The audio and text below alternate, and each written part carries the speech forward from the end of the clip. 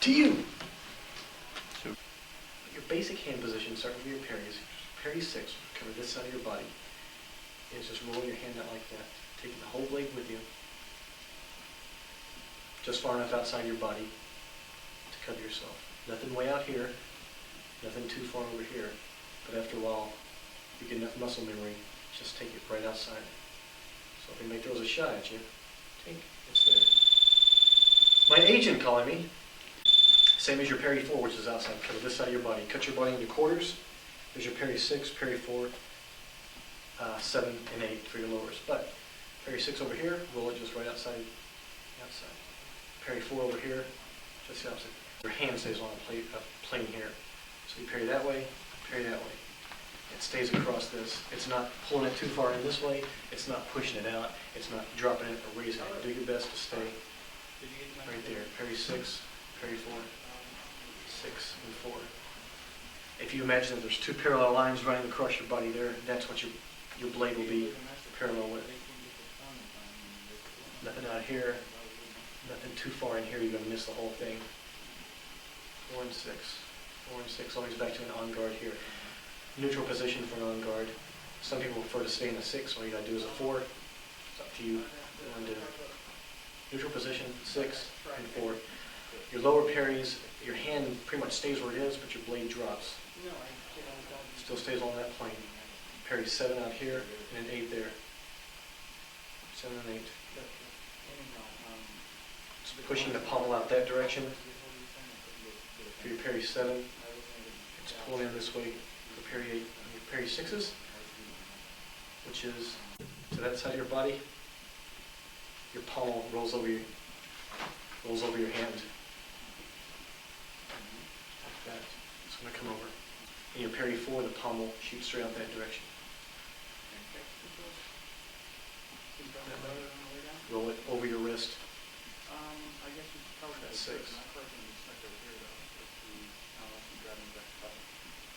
Parry 7, 8, 8, and 7. And this is, in foil, what is a parry 3? My blade went from on guard up to here. And what this does, the blade crosses between my eyes here, cuts right in between. As the parry 6 rolled out here, the parry 3 is going to be up this way a bit. Counters. All those 4, 6, 7, 8 all have counters. Your counter is nothing but a circular movement of your blade, and ending up in your 6. Circular parry of the blade, end up in a 4. A circular movement of the 8, to end up in 8, or the 7. It sweeps a very wide area, more wrist movement than anything else, because your hand still stays along this plane. It's countering something out. Countering out. Instead of just going straight over, pick that up. It's a tip. What's the tip? Make like a letter C, or a circle actually.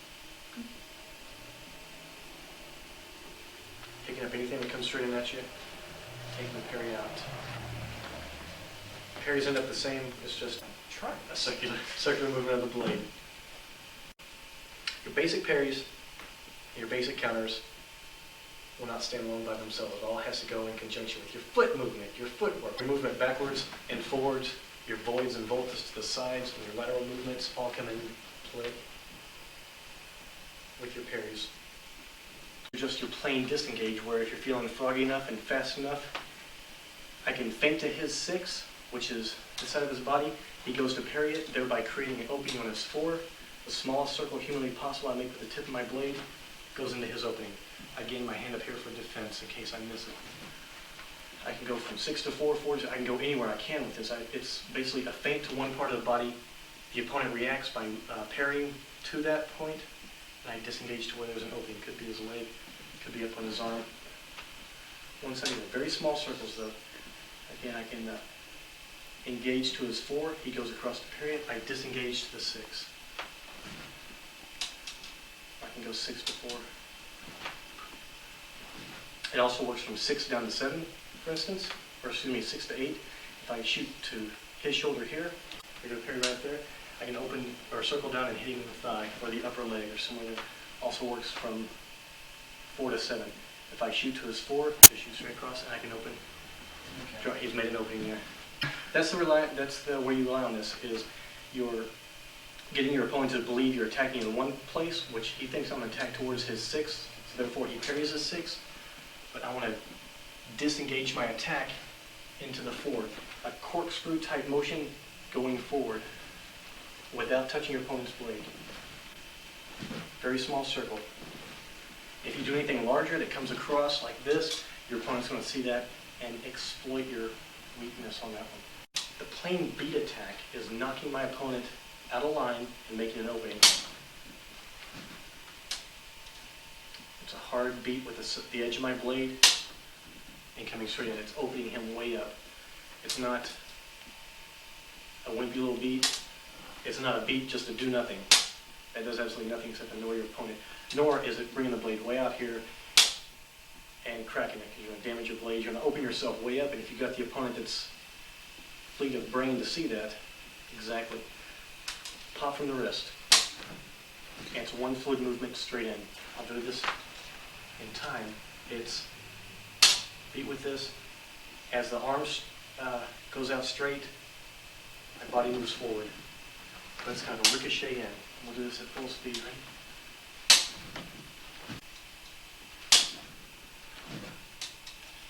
Once I know I've got my opening, that's when my arm starts going forward, and I make my movement with the body. The body does not move before the arm in any movement. Always need to lock on target with the arm first, and then move with the body. Hand stays up there to protect yourself in case you miss the beat, or unless your opponent's quick enough to get back off that. Or you miss your attack, one or the other.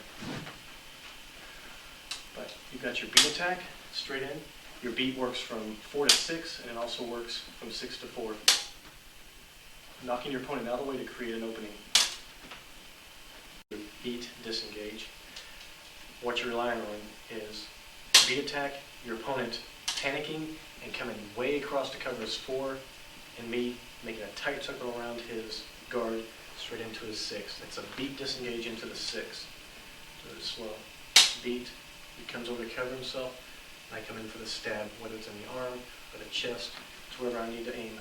Or the beat, disengage to the 6.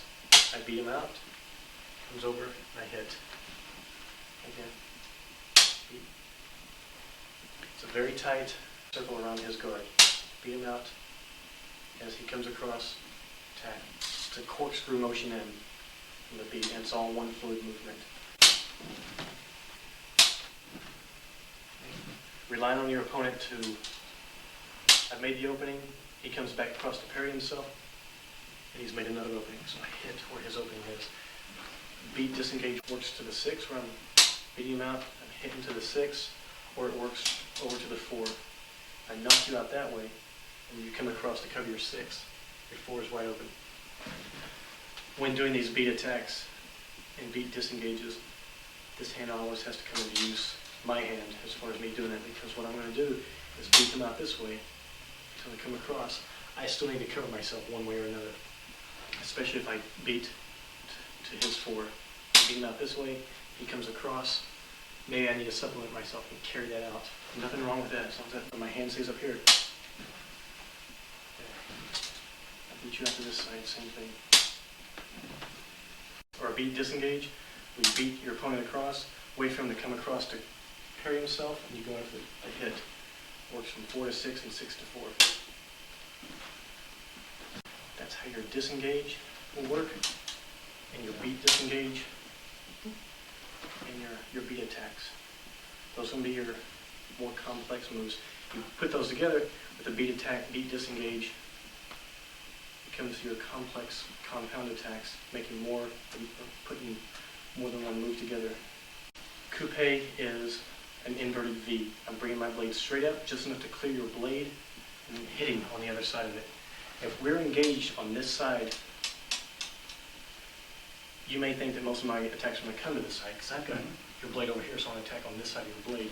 If I'm quick enough, I can pop my blade straight up, just enough to clear the end of your blade, and then come in for an attack on the other side.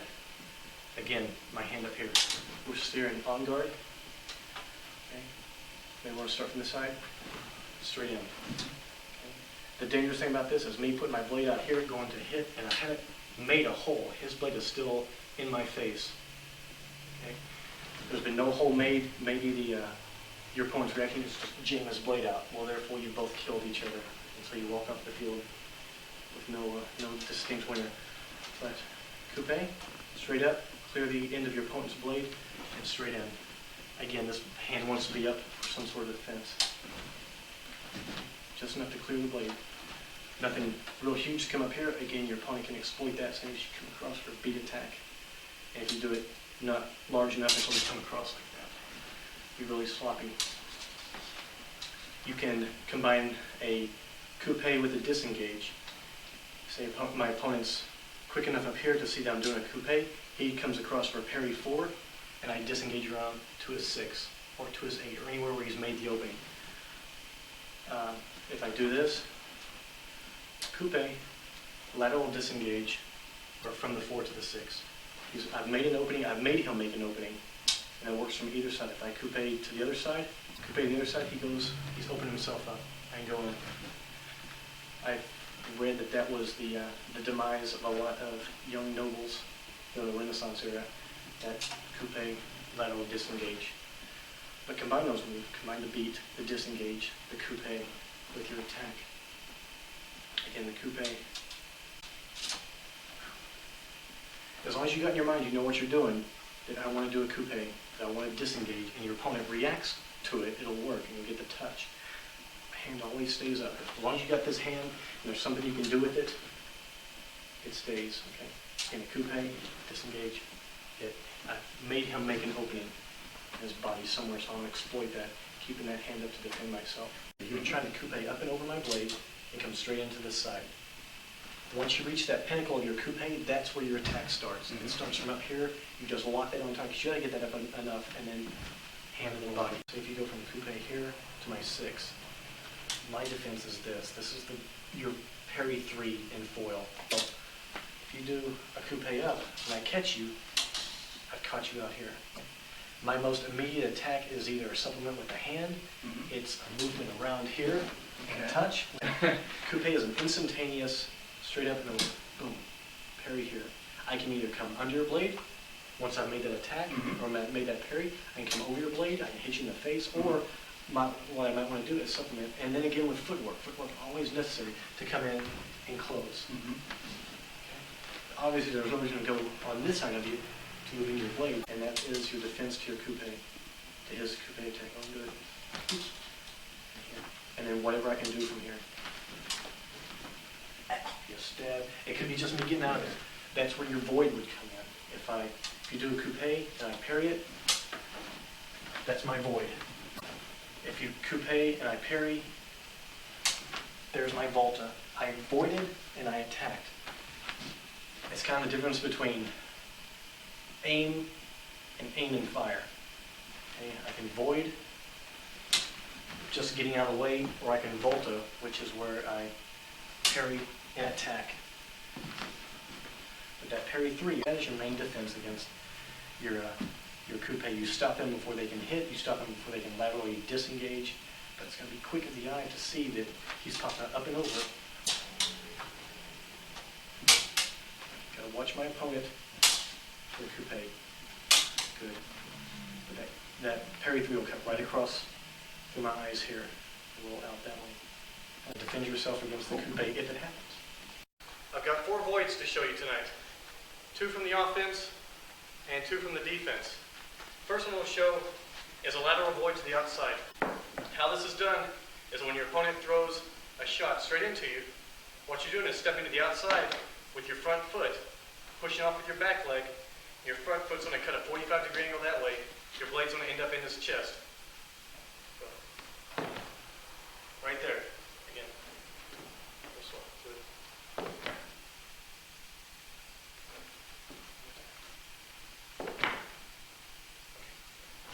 Don't anticipate the shot. If you anticipate it, you're going to fall off balance. Wait for it to come in. So slap away with your hand. Slap his blade away with your hand. Good. Step out. Once your leg steps out and your foot hits the ground, your blade should be planted into his chest. The recovery on this, if you happen to miss the shot, your opponents will be coming straight this way. Keep going through. It's a pivot on the ball of this foot and a recovery straight into it. And you're ready to fence again. Same as if I do the lateral void from the to the outside. Touch there, recover here. Start out facing that way, end up facing that direction. The void to the outside will work the same. Facing that direction, end up facing this way.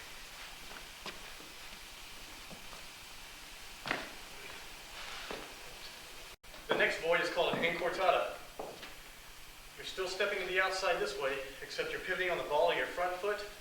Your back foot comes out, and you're almost going to cut a perpendicular to where you were standing earlier.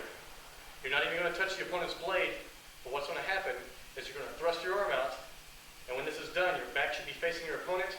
You should be looking over your shoulder at your opponent, keeping eye contact at all times. Good. And a touch here. Touch.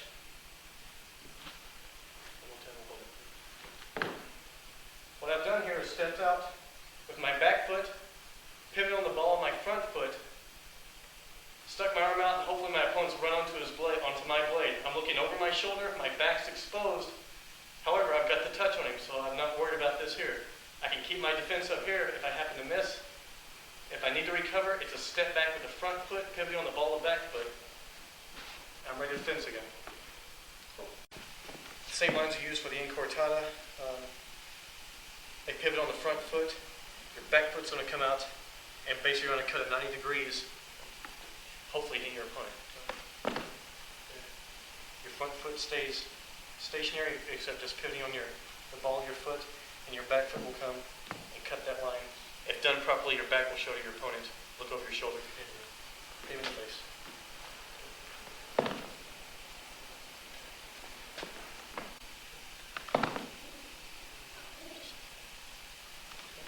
Here's the Inquartata here.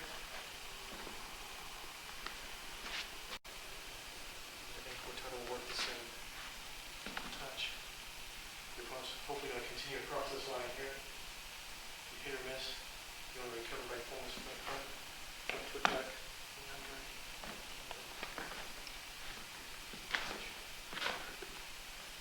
Actually, quite a variety of ways you can recover from that. Whatever's most comfortable, actually, that's where you want to go.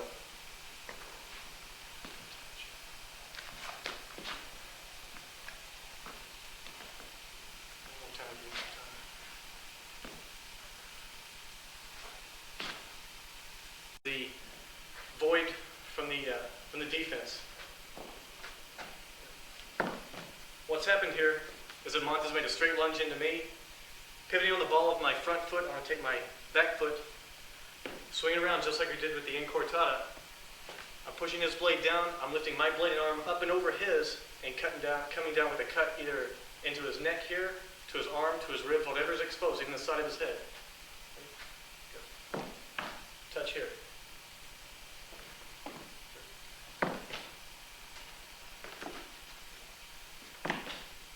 Good.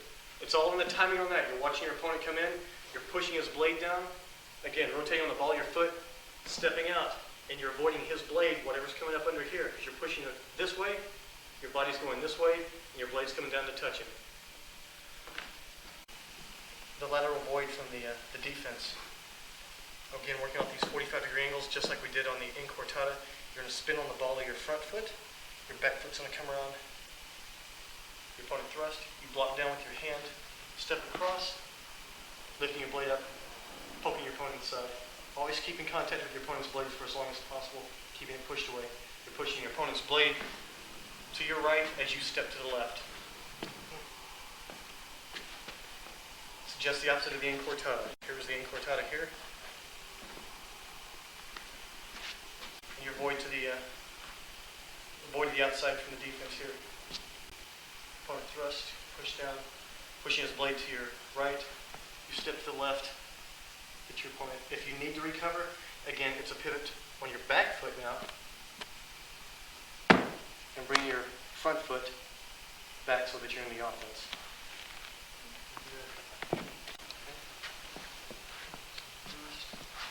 So it's actually a step. Opponent thrust, you push down, you hit, and you bring that front foot back. And you should cut somewhere in that 90-degree angles where you're seeing your opponent's side.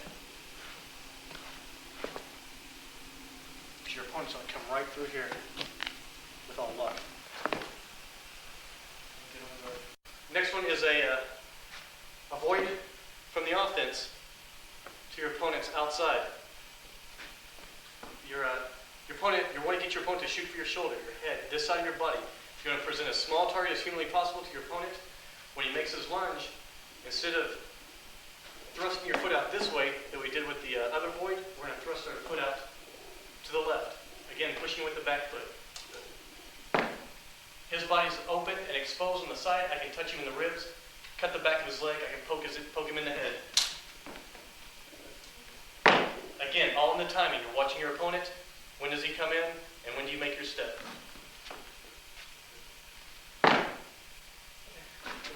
Footwork for the lateral void to the inside.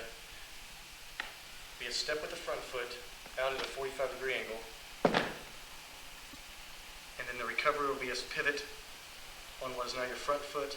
Your back foot will come around, and you'll face off over 45 degrees to your opponent. Because what your opponent hopefully is trying to do is come straight through you with the thrust. Step here, and then recover. If your touch doesn't happen, get back on guard. The lateral void, 45-degree angle, your opponent is along this line here. He thrusts at you. You step with your front foot pivoting on the ball, your back foot to void. There. Your body's going this way, but your blade is hitting your opponent out that direction. And then the recovery. Recovery is the same. It'll be a pivot on the front foot, and you're cutting back across this 90 degrees. Step out with the void, hit your opponent, spinning on the ball of the front foot to meet your opponent who's come on through. Void, recover. The void is nothing more than keeping your defense up. Your hand up, ready to swat your opponent's blade away. All Mont has done is just swept my blade away with his hand. I'm doing the same thing over here. It could be become a fight just back and forth. Whoever sweeps the opponent's blade away.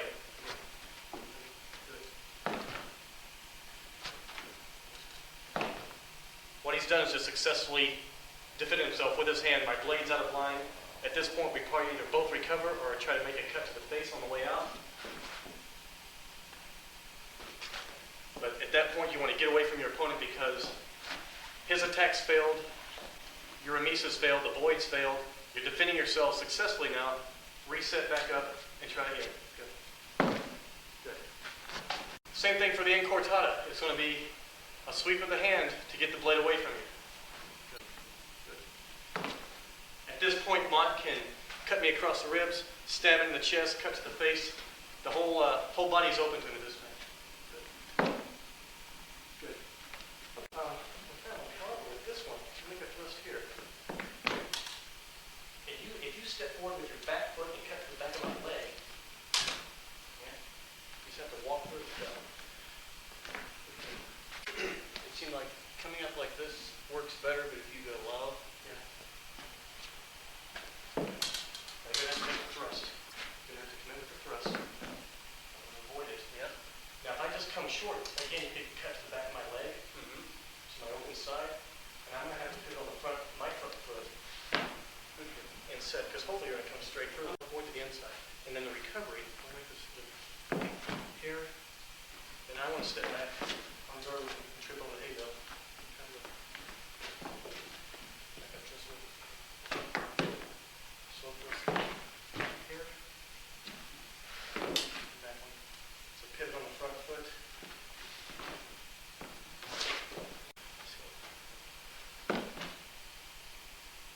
Getting not a lot to that nut. Once you commit to the thrust, yeah, and your opponent pushes the blade down, especially if it's hard.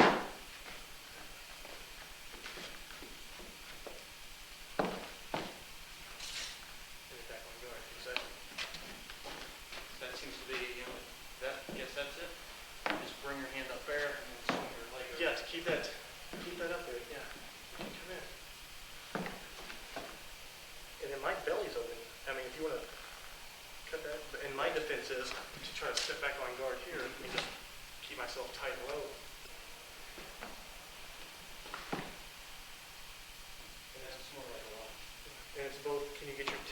chest, can I cut your hand, can I swing over and take you in the head somewhere, or get the cut on the way out?